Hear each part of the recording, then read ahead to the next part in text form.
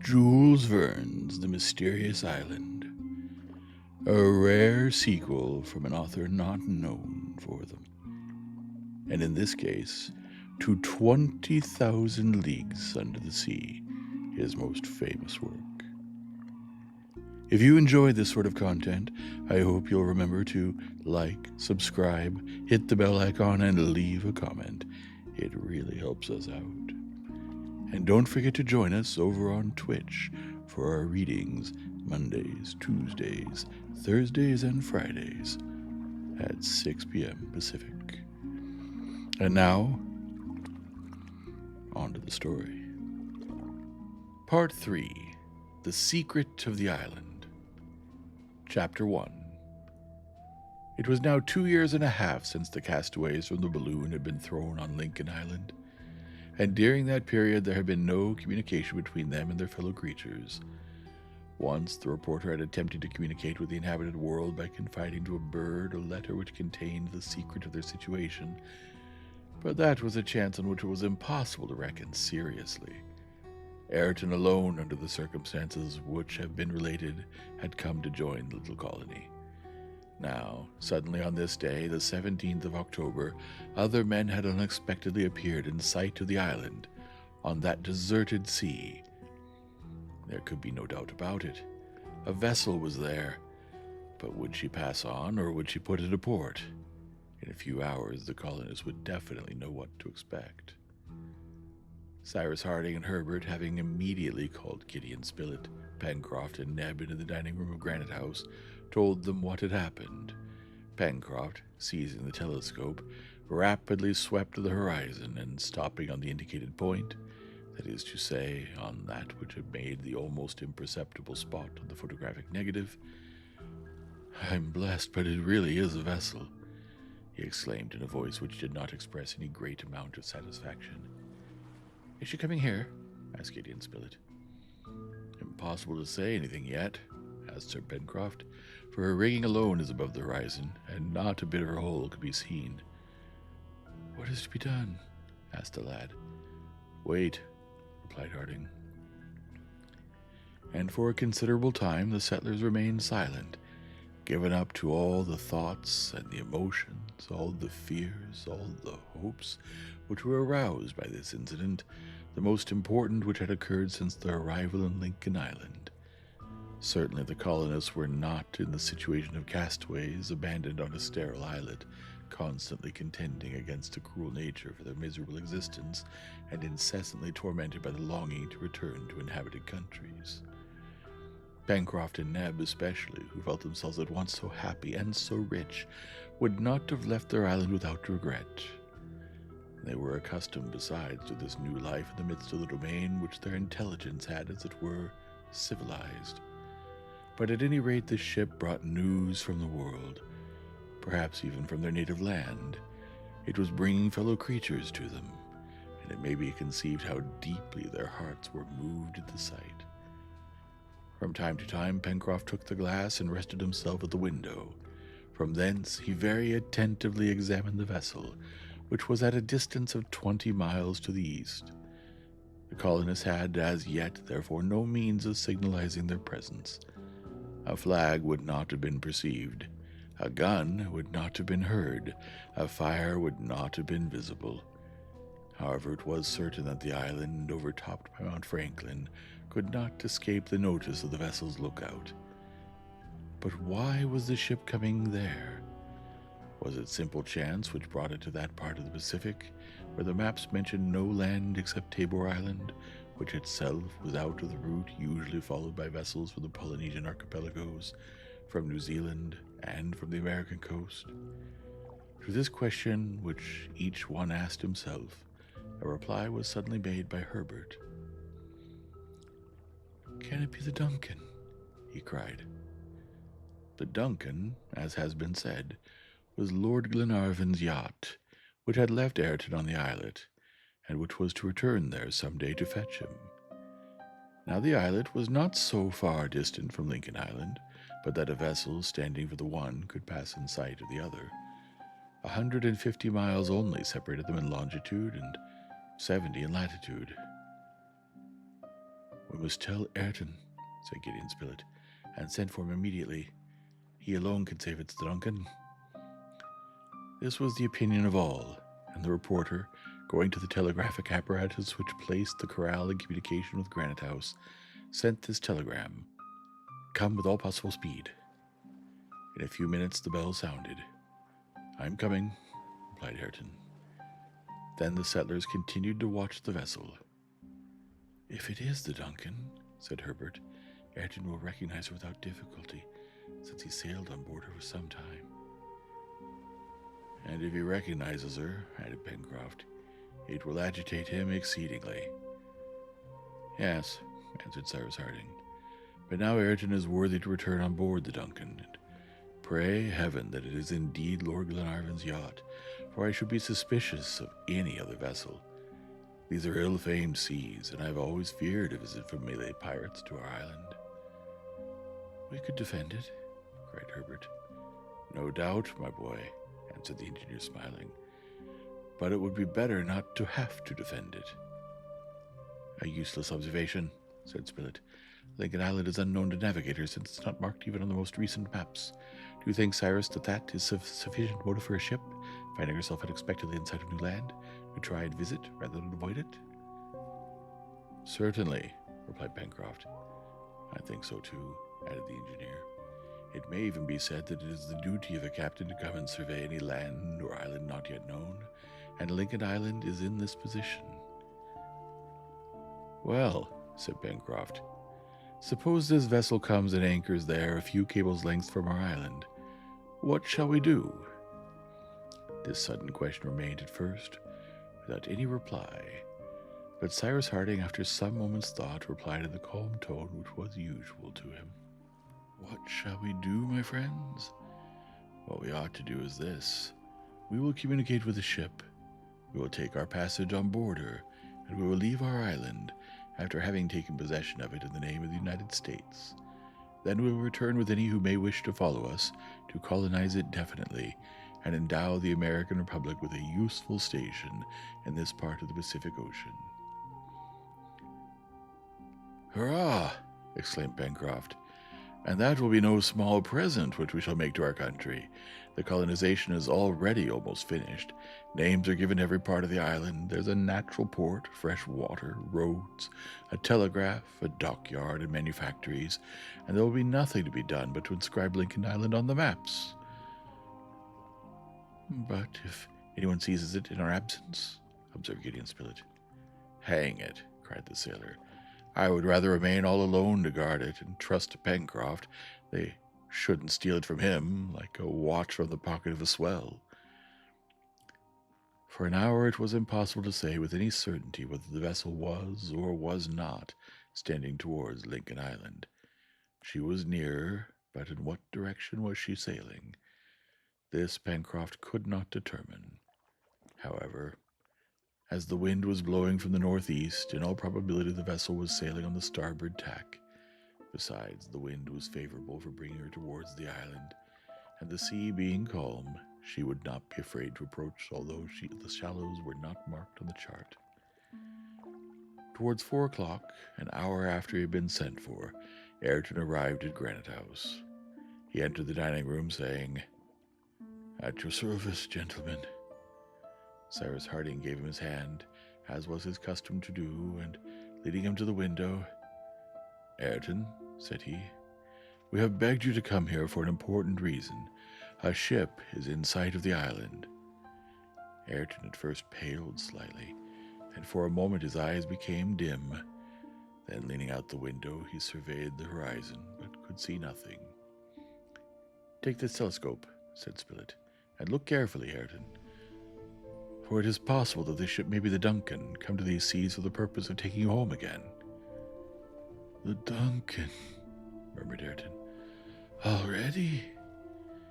This last word escaped Ayrton's lips as if involuntarily, and his head drooped upon his hands. Did not 12 years' solitude on a desert island appear to him a sufficient expiation? Did not the penitent yet feel himself pardoned, either in his own eyes or in the eyes of others? "No," said he. "No, It cannot be the Duncan. Look, Ayrton, then said the engineer, for it is necessary that we should know beforehand what to expect. Ayrton took the glass and pointed it in the direction indicated. During some minutes he examined the horizon without moving, without uttering a word. It is indeed a vessel, said he, but I do not think she is the Duncan. Why do you not think so? Asked Gideon Spilett. Because the Duncan is a steam yacht, and I cannot perceive any trace of smoke, either above or near that vessel. Perhaps she is simply sailing, observed Pencroft. The wind is favorable for the direction which she appears to be taking, and she may be anxious to economize her coal, being so far from land. It is possible that you may be right, Mr. Pencroft, answered Ayrton, and that the vessel has extinguished her fires. We must wait until she is near, and then we shall know what to expect. So saying, Ayrton sat down in a corner of the room and remained silent. The colonists again discussed the strange ship, but Ayrton took no part in the conversation. All were in such a mood that they found it impossible to continue their work. Gideon Spilett and Pencroft were particularly nervous, going, coming, not able to remain still in one place. Herbert felt more curiosity. Neb alone maintained his usual calm manner. Was not his country that where his master was? As to the engineer, he remained plunged in deep thought, and in his heart feared rather than desired the arrival of the ship. In the meanwhile, the vessel was a little nearer the island. With the aid of the glass, it was ascertained that she was a brig, and not one of those Malay proas which are generally used by the pirates of the Pacific. It was therefore reasonable to believe that the engineer's apprehensions would not be justified, and that the presence of this vessel in the vicinity of the island was fraught with no danger. Pencroft, after a minute examination, was able positively to affirm that the vessel was rigged as a brig, and that she was standing obliquely towards the coast on the starboard tack, under her topsails and topgallant sails. This was confirmed by Ayrton, but by continuing in this direction she must soon disappear behind Claw Cape, as the wind was from the southwest, and to watch her it would be then necessary to ascend the height of Washington Bay near Port Balloon, a provoking circumstance, for it was already 5 o'clock in the evening, and the twilight would soon make any observation extremely difficult. "What shall we do when night comes on?" asked Gideon Spilett. "Shall we light a fire so as to signal our presence at the coast?" This was a serious question, and yet, although the engineer still retained some of his presentiments, it was answered in the affirmative. During the night the ship might disappear and leave forever, and this ship gone, would another ever return to the waters of Lincoln Island? Who could foresee what the future would then have in store for the colonists? "Yes," said the reporter, "we ought to make known to that vessel, wherever she may be, that the island is inhabited. To neglect the opportunity which is offered to us might be to great everlasting regrets." It was therefore decided that Neb and Pencroft should go to Port Balloon, and that there, at nightfall, they should light an immense fire, the blaze of which would necessarily attract the attention of the brig. But at the moment when Neb and the sailor were preparing to leave Granite House, the vessel suddenly altered her course, and stood directly for Union Bay. The brig was a good sailor, for she approached rapidly. Neb and Pencroft put off their departure, therefore, and the glass was put into Ayrton's hands, that he might ascertain for certain whether the ship was or was not the Duncan. The Scotch yacht was also rigged as a brig. The question was whether a chimney could be discerned between the two masts of the vessel, which was now at a distance of only 5 miles. The horizon was still very clear, the examination was easy, and Ayrton soon let the glass fall again, saying, "It is not the Duncan. It could not be." Pencroft again brought the brig within the range of the telescope, and could see that she was of between 300 and 400 tons burden, wonderfully narrow, well-masted, admirably built, and must be a very rapid sailor. But to what nation did she belong? That was difficult to say. And yet, added the sailor, a flag is floating from her peak, but I cannot distinguish the colors of it. In half an hour we shall be certain about that, answered the reporter. Besides, it's very evident that the intention of the captain of the ship is to land, and consequently, if not today, tomorrow at the latest, we shall make his acquaintance. Never mind, said Pencroft.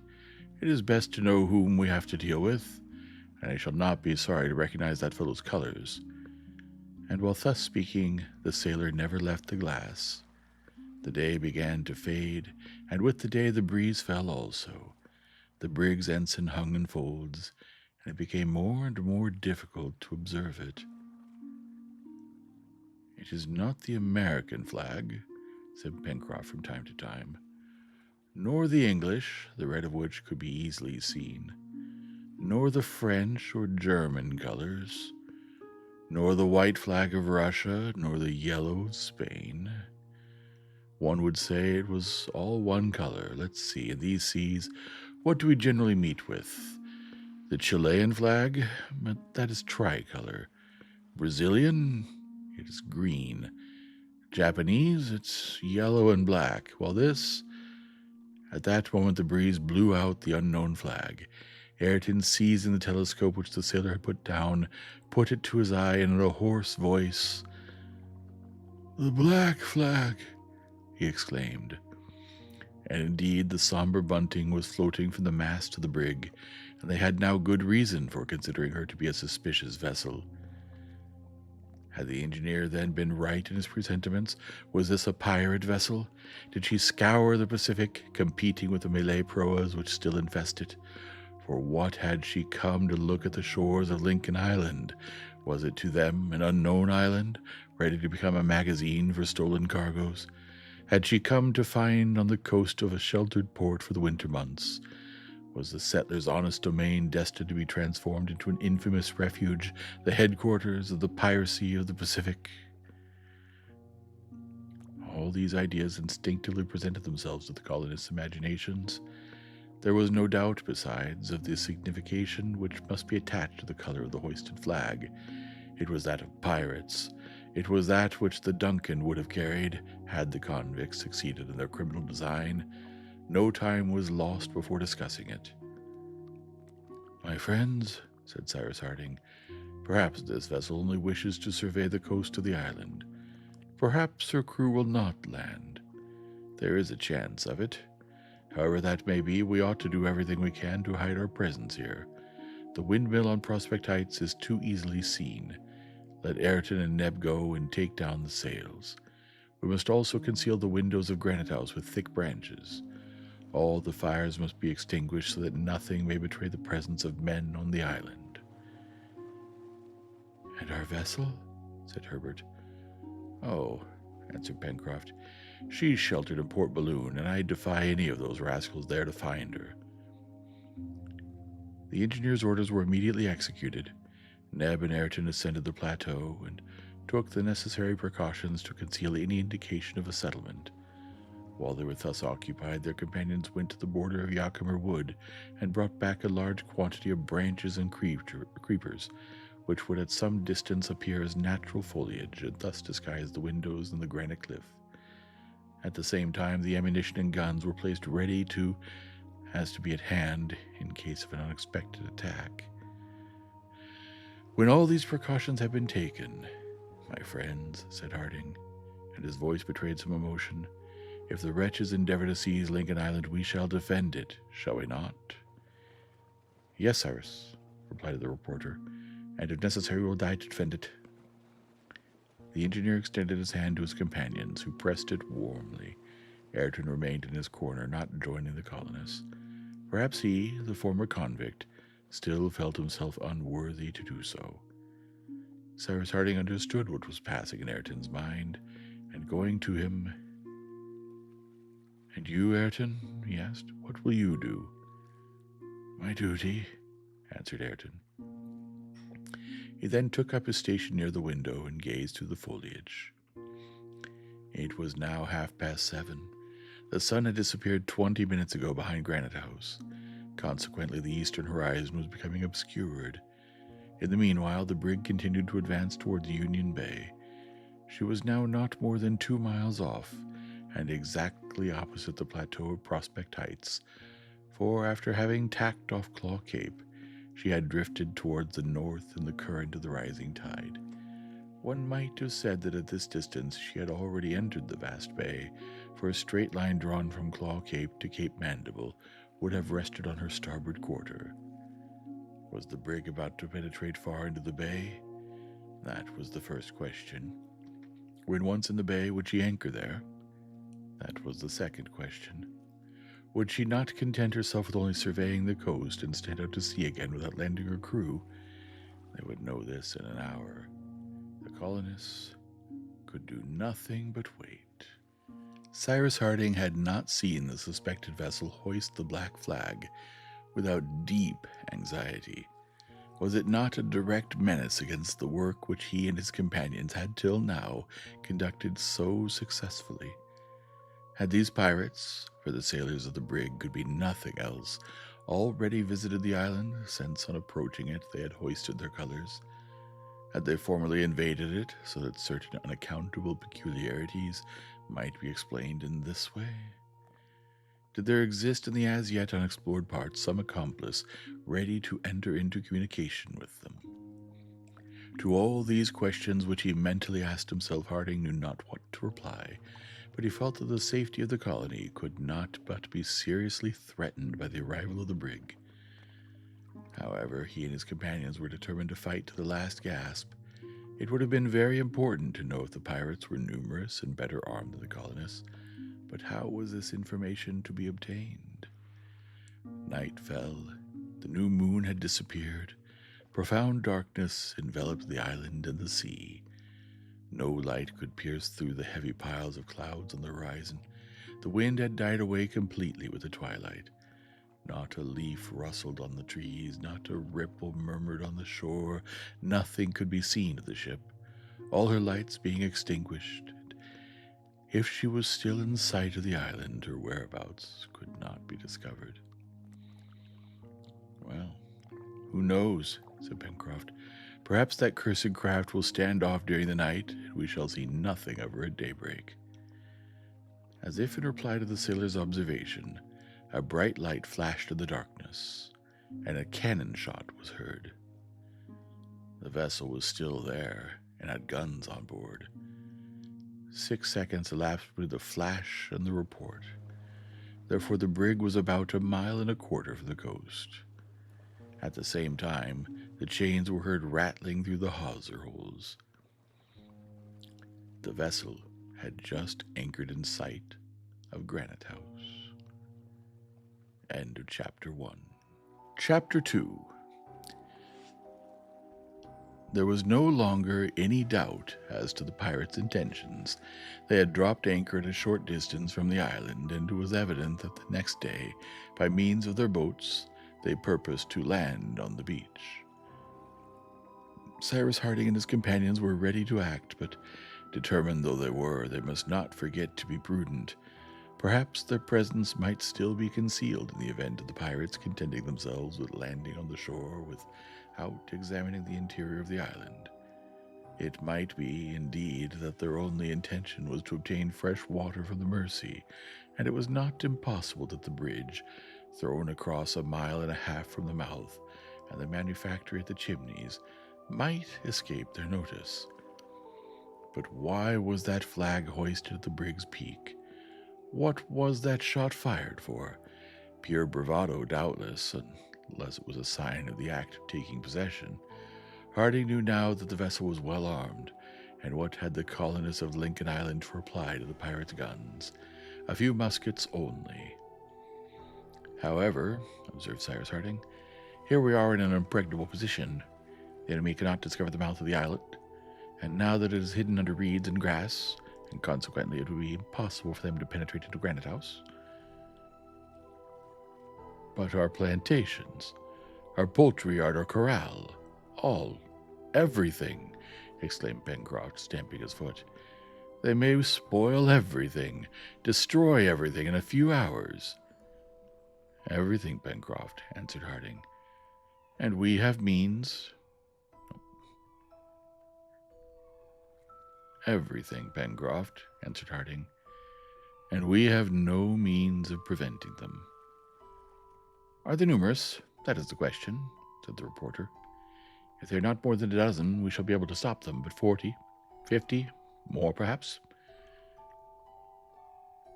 Captain Harding, then said Ayrton, advancing towards the engineer, will you give me leave?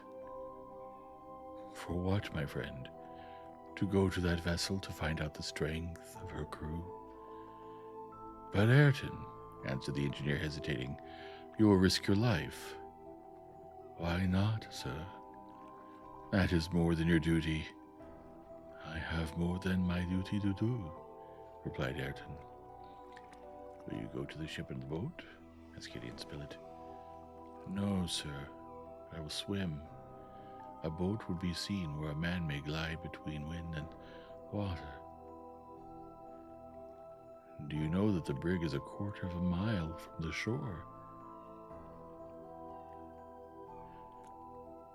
Do you know that the brig is a mile and a quarter from the shore? Said Herbert. I am a good swimmer, Mr. Herbert. I tell you that it is risking your life. That is no matter, answered Ayrton. Captain Harding, I ask this as a favor. Perhaps it will be a means of raising me in my own eyes. Go, Ayrton, replied the engineer, who felt sure that a refusal would have deeply wounded the former convict, now become an honest man. I will accompany you, said Pencroft. You mistrust me, said Ayrton quickly, then more humbly. Alas. No, no, exclaimed Harding with animation. No, Ayrton, Pencroft does not mistrust you. You interpret his words wrongly. Indeed, returned the sailor, I only propose to accompany Ayrton as far as the islet. It may be, although it is scarcely possible, that one of these villains has landed, and in that case 2 men will not be too many to hinder him from giving the alarm. I will wait for Ayrton on the islet, and he shall go alone to the vessel, since he hath proposed to do so. These things agreed to, Ayrton made preparations for his departure. His plan was bold, but it might succeed, thanks to the darkness of the night. Once arrived at the vessel's side, Ayrton, holding on to the main chains, might reconnoiter the number and perhaps overhear the intentions of the pirates. Ayrton and Pencroft, followed by their companions, descended to the beach. Ayrton undressed and rubbed himself with grease so as to suffer less from the temperature of the water, which was still cold. He might indeed be obliged to remain in it for several hours. Pencroft and Neb during this time had gone to fetch the boat, moored a few 100 feet higher up on the bank of the Mercy, and by the time they returned, Ayrton was ready to start. A coat was thrown over his shoulders, and the settlers all came round him to press his hand. Ayrton then shoved off with Pencroft in the boat. It was 10:30 in the evening when the 2 adventurers disappeared in the darkness. Their companions returned to wait at the Chimneys. The channel was easily traversed, and the boat touched the opposite shore of the islet. This was not done without precaution, for fear lest the pirates might be roaming out there. But after a careful survey, it was evident that the islet was deserted. Ayrton then, followed by Pencroft, crossed it with a rapid step, scaring the birds nestled in the holes of the rocks. Then, without hesitating, he plunged into the sea and swam noiselessly in the direction of the ship, in which a few lights had recently appeared, showing her exact situation. As to Pencroft, he crouched down in a cleft of rock and awaited the return of his companion. In the meanwhile, Ayrton, swimming with a vigorous stroke, glided through the sheet of water without producing the slightest ripple. His head just emerged above it, and his eyes were fixed on the dark hull of the brig, for which the lights were reflected in the water. He thought only of the duty which he had promised to accomplish, and nothing of the danger which he ran. not only on board the ship, but in the sea, often frequented by sharks. The current bore him along, and he rapidly receded from the shore. Half an hour afterwards, Ayrton, without having been either seen nor heard, arrived at the ship and caught hold of the main chains. He took breath, then, hoisting himself up, he managed to reach the extremity of the cutwater. There were drying several pairs of sailor's trousers. He put on a pair. Then, settling himself firmly, he listened. They were not sleeping on board the brig. On the contrary, they were talking, singing, laughing. And these were the sentences accompanied with oaths which principally struck Ayrton. "Our brig is a famous acquisition. She sails well and merits her name of the Speedy. She should show all the navy of Norfolk a clean pair of heels. Hurrah for her captain! Hurrah for Bob Harvey!" What Ayrton felt when he overheard this fragment of conversation may be understood when it is known that in this Bob Harvey he recognized one of his old Australian companions, a daring sailor who had continued his criminal career. Bob Harvey had seized on the shores of Norfolk Island this brig, which was loaded with arms, ammunition, utensils, and tools of all sorts, destined for one of the Sandwich Islands. All his gang had gone on board, and pirates, after having been convicts, these wretches, more ferocious than the Malay themselves, scoured the Pacific, destroying vessels and massacring their crews. The convicts spoke loudly. They recounted their deeds, drinking deeply at the same time, and this is what Ayrton gathered. The actual crew of the Speedy was composed solely of English prisoners escaped from Norfolk Island. Here it may be well to explain what this island was.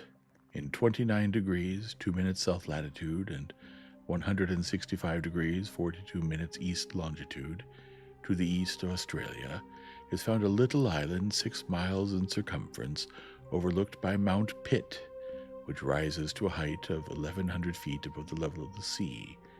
This is Norfolk Island, once the seat of an establishment in which were lodged the most intractable convicts from the English penitentiaries. They numbered 500 under an iron discipline threatened with terrible punishments, and were guarded by 150 soldiers and 150 employed under the orders of the governor. It would be difficult to imagine a collection of greater ruffians. Sometimes, although very rarely, notwithstanding the extreme surveillance of which they were the object, many managed to escape, and seizing vessels which they surprised, they infested the Polynesian archipelagos. Thus had Bob Harvey and his companions done. Thus had Ayrton formerly wished to do. Bob Harvey had seized the brig Speedy, anchored in sight of Norfolk Island. The crew had been massacred, and for a year the ship had scoured the Pacific under the command of Harvey, now a pirate, and well known to Ayrton. The convicts were, for the most part, assembled under the poop, but a few, stretched on the deck, were talking loudly. The conversation still continued amid shouts and libations. Ayrton learned that chance alone had brought the Speedy in sight of Lincoln Island. Bob Harvey had never yet set foot on it, but as Cyrus Harding had conjectured, finding this unknown land in his course, its position being marked on no chart, he had formed the project of visiting it, and if he found it suitable, of making it the brig's headquarters. As to the black flag hoisted at the Speedy's peak, and the gun which had been fired, in imitation of men of war when they lower their colors, it was pure piratical bravado. It was in no way a signal, and no communication yet existed between the convicts and Lincoln Island. The settlers' domain was now menaced with terrible danger. Evidently the island, with its water, its harbor, its resources of all kinds, so increased in value by the colonists, and the concealment afforded by Granite House, could not but be convenient for the convicts. In their hands it would become an excellent place of refuge, and, being unknown, it would assure them for a long time, perhaps, impunity and security. Evidently also the lives of the settlers would not be respected. and Bob Harvey and his accomplices' first care would be to massacre them without mercy. Harding and his companions had therefore not even the choice of flying and hiding themselves on the island, since the convicts intended to reside there, and since, in the event of the Speedy departing on an expedition, it was probable that some of the crew would remain on shore, so as to settle themselves there. Therefore, it would be necessary to fight, to destroy every one of these scoundrels, unworthy of pity and against whom any means would be right. So thought Ayrton, and he well knew that Cyrus Harding would be of his way of thinking. But was resistance, and in the last place, victory, possible? That would depend on the equipment of the brig, and the number of men which she carried. This Ayrton resolved to learn at any cost, and as an hour after his arrival the vociferations had begun to die away, and as a large number of the convicts were already buried in a drunken sleep, Ayrton did not hesitate to venture onto the Speedy's deck, which the extinguished lanterns now left in total darkness. He hoisted himself onto the cutwater, and by the bowsprit arrived at the forecastle. Then, gliding among the convicts stretched here and there, he made the round of the ship, and found that the Speedy carried 4 guns, which would throw shot of from 8 to 10 pounds in weight. He found also, on touching them, that these guns were breech-loaders. They were therefore of modern make, easily used, and of terrible effect.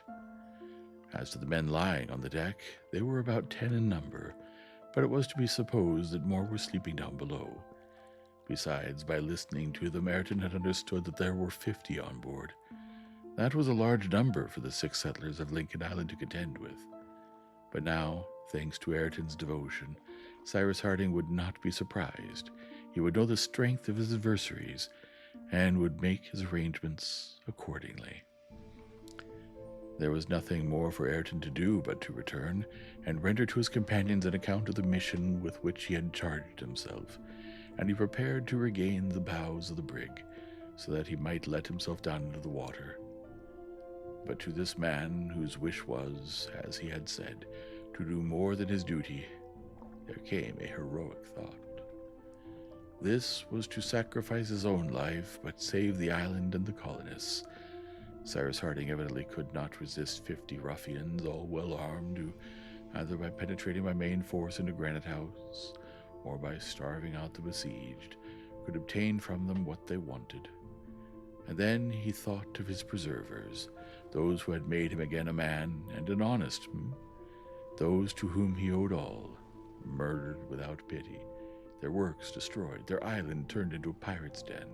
He said to himself that he, Ayrton, was the principal cause of so many disasters, since his old companion, Bob Harvey, had but realized his own plans, and a feeling of horror took possession of him. Then he was seized with an irresistible desire to blow up the brig, and with her all whom she had on board. He would perish in the explosion, but he would have done his duty. Ayrton did not hesitate. To reach the powder room, which is always situated in the after part of a vessel, was easy. There would be no want of powder in a vessel which followed such a trade, and a spark would be enough to destroy it in an instant. Ayrton stole carefully along the between decks, strewn with numerous sleepers, overcome more by drunkenness than sleep. A lantern was lighted at the foot of the mainmast, round which was hung a gun rack, furnished with weapons of all sorts. Ayrton took a revolver from the rack and assured himself that it was loaded and primed. Nothing more was needed to accomplish the work of destruction. He then glided towards the stern so as to arrive under the brig's poop at the powder magazine. It was difficult to proceed along the dimly lighted deck without stumbling over some half-sleeping convict, who retorted by oaths and kicks. Ayrton was, therefore, more than once obliged to halt, but at last he arrived at the partition dividing the after cabin, and found the door opening into the magazine itself. Ayrton, compelled to force it open, set to work. It was a difficult operation to perform without noise, for he had to break a padlock, but under his vigorous hand the padlock broke, and the door was open. At that moment a hand was laid on Ayrton's shoulder. "What are you doing here?" asked a tall man in a harsh voice, who was standing in the shadow quickly through the light of a lantern in Ayrton's face. Ayrton drew back. In the rapid flash of the lantern, he had recognized his former accomplice, Bob Harvey, who could not have known him, as he must have thought Ayrton long since dead. "What are you doing here?" again said Bob Harvey, seizing Ayrton by the waistband. But Ayrton, without replying, wrenched himself from his grasp and attempted to rush into the magazine. A shot fired in the midst of the powder casks, and all would be over. "Help, lads!" shouted Bob Harvey. At his shout, 2 or 3 pirates awoke, jumped up, and rushing on Ayrton, endeavored to throw him down. He soon extricated himself from their grasp.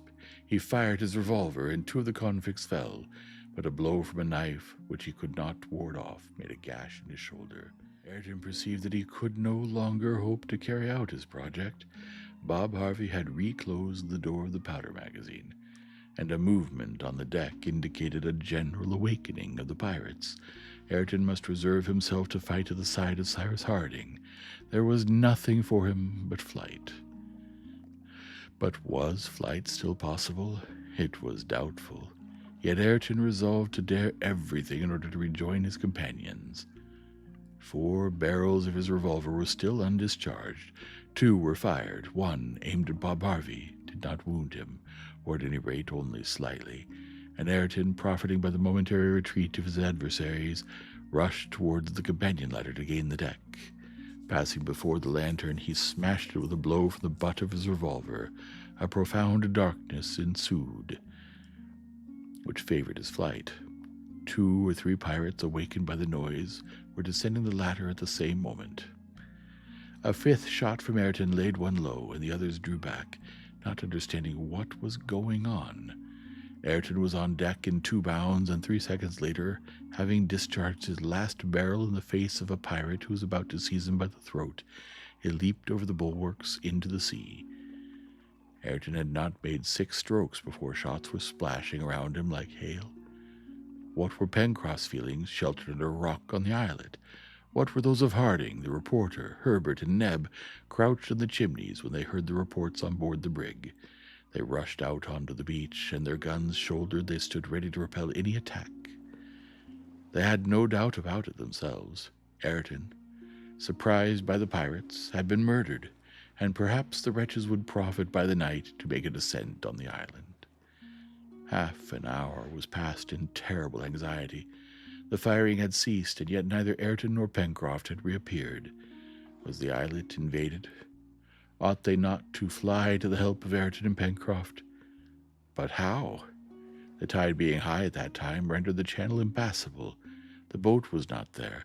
We may imagine the horrible anxiety which took possession of Harding and his companions.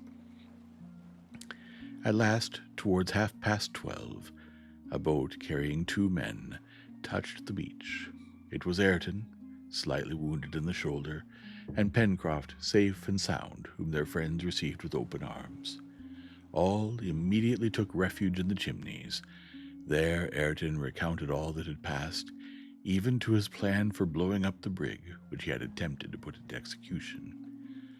All hands were extended to Ayrton, who did not conceal from them that their situation was serious. The pirates had been alarmed. They knew that Lincoln Island was inhabited. They would land upon it in numbers, and well armed. They would respect nothing. Should the settlers fall into their hands, they must expect no mercy. "Well, we shall know how to die," said the reporter. "Let us go in and watch," answered the engineer. "Have we any chance of escape, Captain?" asked the sailor. "Yes, Pencroft." 6 against 50? "Yes, 6, without counting." "Who?"